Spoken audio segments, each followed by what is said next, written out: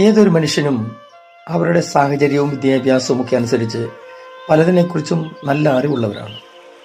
പ്രത്യേകിച്ചും ശാസ്ത്രമൊക്കെ ഇത്രയും പുരോഗമിച്ചിരിക്കുന്ന ഈ കാലഘട്ടത്തിൽ ഏത് അറിവും നമ്മുടെ വിരൽത്തുമ്പിലുണ്ട്. എന്നാൽ പലർക്കും അറിയാതെ പോകുന്ന ഒരു വസ്തുതയുണ്ട്. അത് അവനവനെക്കുറിച്ചുള്ള അറിവാണ്. നമ്മളെക്കുറിച്ച് നാം അറിയുന്നത് പോലെ വേറൊരാളും അറിയത്തില്ല. പക്ഷേ എങ്കിലും നമുക്ക് നമ്മളെക്കുറിച്ച് അറിയത്തുമില്ല. പലരും നമ്മളെക്കുറിച്ച് മറ്റുള്ളവർ പറയുമ്പോഴാണ് നമ്മൾ ആരാണെന്ന് മനസ്സിലാക്കുന്നത്. അങ്ങനെ ആവരുത്. നമുക്ക് നമ്മൾ ആരാണെന്നൊരു ബോധ്യം ഉണ്ടാവണം.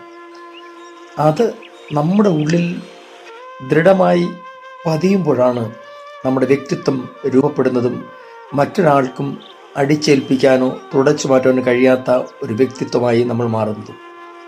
പലപ്പോഴും അത് സംഭവിക്കാറില്ല. നമുക്ക് എന്തുകൊണ്ടാണ് ഇങ്ങനെ ഒരു വ്യക്തിത്വം ഉള്ളത് എന്ന് ഞാൻ പറയാം. അതിനു വേണ്ടിയിട്ട് ഉൽപ്പത്തി പുസ്തകം 2-ാം അധ്യായം 7-ാം വാക്യം വായിക്കട്ടെ. യഹോവയായ ദൈവം നിലത്തെ പൊടി കൊണ്ട് മനുഷ്യനെ നിർമ്മിച്ചിട്ട് അവൻ്റെ മൂക്കിൽ ജീവശ്വാസം ഊതി, അങ്ങനെ അവൻ ജീവനുള്ള ദേഹിയായി തീർന്നു. നമ്മുടെ നിർമ്മാതാവ് ആരാണ് എന്നുള്ളത് വളരെ പ്രധാനപ്പെട്ട കാര്യമാണ്. ചില സാധനങ്ങളൊക്കെ മേടിക്കുമ്പോൾ നമ്മൾ ശ്രദ്ധിക്കാറുണ്ടോ? കടക്കാർ നമ്മളോട് പറയുന്നുണ്ട്, ഇത് ബ്രാൻഡഡ് ആണ്, ഇത് ഇന്ന കമ്പനിയുടെയാണ്, നമ്മൾ പ്രത്യേക വിലയില്ലെന്ന് നിങ്ങൾ സ്വയം പറയുന്നതിന് മുമ്പ് നിങ്ങൾക്ക് വില ഉണ്ടോ ഇല്ലയോ എന്ന് നിങ്ങളെ സൃഷ്ടിച്ച സൃഷ്ടാവിലേക്ക് നോക്കണം. സൃഷ്ടാവിന് എന്ത് വിലയുണ്ട് എന്ന് നമ്മൾ വിലയിടാനല്ല പറയുന്നത്.